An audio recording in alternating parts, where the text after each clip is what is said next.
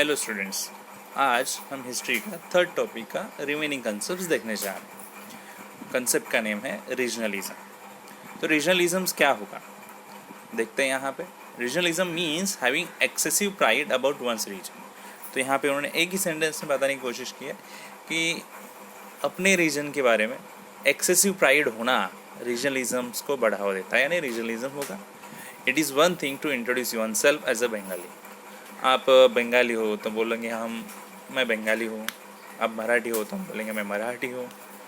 तो ये बोलना अलग बात है, इंट्रोडक्शन करना अलग बात है। But if I think that because I am Bengali और Marathi I am superior to others, मगर ऐसा सोचना कि मैं बंगाली हूँ और मराठी हूँ तो मैं औरों से श्रेष्ठ हूँ, औरों से सुपेरियर हूँ, ऐसा सोचना ये गलत है।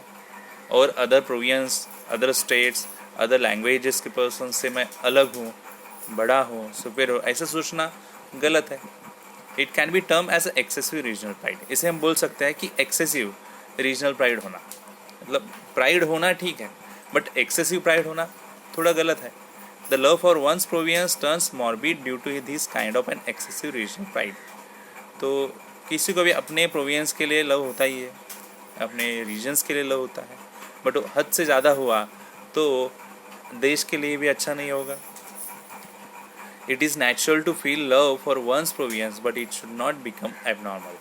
तो ये नेचुरल है कि हमारे रीजन के लिए हमें प्यार है, हमारे प्रोविंस के लिए हमें प्यार है, बट वो अगर ज़्यादा हुआ तो एबनॉर्मल भी हो सकता है।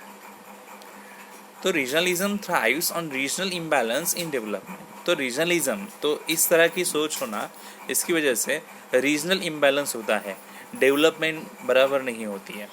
In the post independence period some states achieve more progress. जब इंडिया को इंडिपेंडेंस मिला तो धीरे धीरे सम स्टेट्स में अच्छा प्रोग्रेस हुआ, बट कुछ स्टेट में अच्छा प्रोग्रेस नहीं हुआ, वो बैकवर्ड ही रहे। For example states like Maharashtra, Gujarat, Punjab, Tamil Nadu develop economically. तो ये कुछ स्टेट्स हैं जो नेम दिए हैं जो अच्छे डेवलप्ड हुए, तो इकोनॉमिकली भी और इंडस्ट्रियली भी। Whereas states like Odisha, Bihar, Assam remain undeveloped. ये कुछ स्टेट्स हैं जो अनडेवलप ही रहे, इकोनॉमिकली और इंडस्ट्रियली बहुत वेज से डेवलपमेंट हुई नहीं उधर ज़्यादा। Economic development and reforms are the foundation of progress. अगर इकोनॉमिक डेवलपमेंट होती है, रिफॉर्म्स होते हैं, तो एक फाउंडेशन होगा प्रोग्रेस के लिए।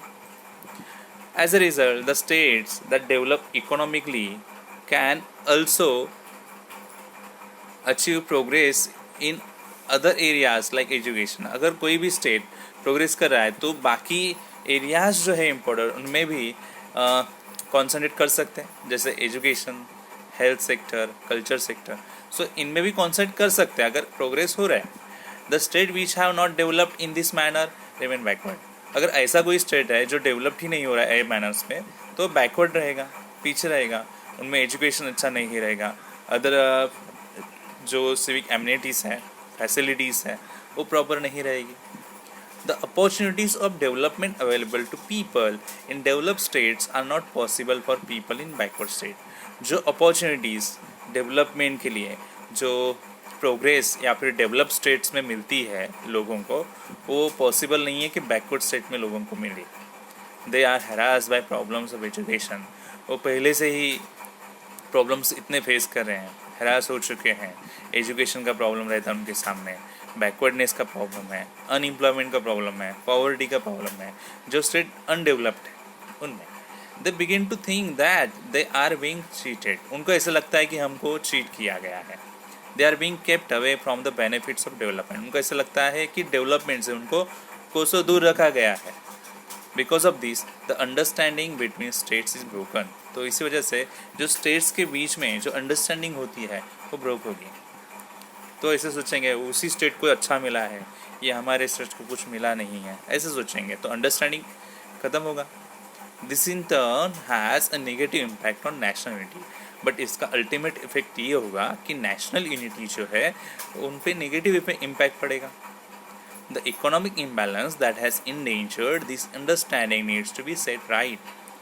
तो इकोनॉमिक इम्बैलेंस अगर हमें चाहिए तो इस तरह का इंडेंजर थॉट जो है वो हमें ठीक ठाक करना पड़ेगा। और government makes efforts in that direction, government तो ट्राई कर रहा है इसी के लिए। Regionalism can affect develop as well as developed undeveloped states. तो रीजनलिज्म का इफेक्ट ओनली डेवलप्ड या स्टेट के लिए नहीं होगा या फिर ओनली अनडेवलप्ड स्टेट के लिए नहीं होगा, दोनों के लिए होगा, दोनों पे इफेक्ट होगा। The people of developed states begin to believe that they are superior, क्योंकि पीपल जो डेवलप्ड स्टेट्स में है उनको लगता है कि हम सुपीरियर है due to their superior history, क्योंकि उनके पास सुपीरियर हिस्ट्री होगा, सुपीरियर कल्चर होगा, और कोई वजह हो सकती है सुपीरियर जिसके लिए वो बोलेंगे हम सुपीरियर हैं, अच्छे हैं, श्रेष्ठ हैं। Hence they have developed that much, और इसीलिए हमारी डेवलपमेंट अच्छी हुई है, ऐसा वो समझेंगे। Then they begin to look down upon the people of underdeveloped country, underdeveloped region. और जो भी अलग स्टेट्स हैं जो अंडर डेवलप्ड हैं उनको नीचा देखने की कोशिश करेंगे। They are not willing to share the benefits of development in the backward state, और वो कोई भी विलिंग नहीं रखेंगे कि हमारे बेनिफिट्स उनके साथ शेयर किए जाए। On the other hand the people from backward areas need to arouse, और जो बैकवर्ड एरियाज के पीपल्स है उनमें क्या फीलिंग आएगी, arouse the regional identity to organise themselves. तो रीजनल आइडेंटिटी ढूंढने की कोशिश करेंगे, ऑर्गेनाइज करने की कोशिश करेंगे खुद को। और this they try to unnecessarily glorify local tradition, तो लोकल ट्रेडिशन बताएंगे हमारा कैसा अच्छा है, कल्चर कितना अच्छा है, प्रूव करने की कोशिश करेंगे, तो कितना यूनिक है ये प्रूव करने की कोशिश करेंगे, ताकि उनको अंडर डेवलप से डेवलप में आने के लिए वो करना पड़ेगा, प्रूव करना पड़ेगा। This leads to regionalism, but इससे रीजनलिज्म का प्रॉब्लम खड़ा होगा हमारे सामने। इट इंडेंजर्स नेशनल यूनिटी, और ये अल्टीमेटली इफेक्ट होगा national unity. The evil of regionalisation can be tackle by reducing the imbalance in the development. ये जो इविल है रीजनलिज्म का, ये प्रॉब्लम है, और ये प्रॉब्लम टैकल किया जा सकता है जो इम्बैलेंस है डेवलपमेंट में वो कम करके। तो नॉर्मल हर सेट का डेवलपमेंट अगर नॉर्मल हो जाए, इक्वल हो जाए, तो फिर ज़्यादा डिफरेंस अगर नहीं होगा तो फिर हम बोल सकते हैं कि ये प्रॉब्लम थोड़ा कम हो सकता है। We have studied a few challenges that India is facing. तो कुछ चैलेंजेस हमने देखे यहाँ पे लेसन में जो इंडिया फेस कर रहा है। Apart from this there are several problems like overpopulation, cleanliness, agriculture and the problems of the farmers, poverty, housing and food. ये और भी कुछ यहाँ पे प्रॉब्लम्स है। We are trying to overcome this and more forward. तो हम इससे ओवरकम होके आगे जाने की कोशिश कर रहे हैं, प्रोग्रेस करने की कोशिश कर रहे हैं, डेवलप होने की कोशिश कर रहे हैं। We are progressing steadily. In the next chapter we shall learn about progress in the economic field. अगले लेसन में अगला कुछ कंसेप्ट देखेंगे जो इकोनॉमिक फील्ड से रिलेटेड होगा। आपको एक कंसेप्ट समझ में आया नहीं, ज़रूर बताओ।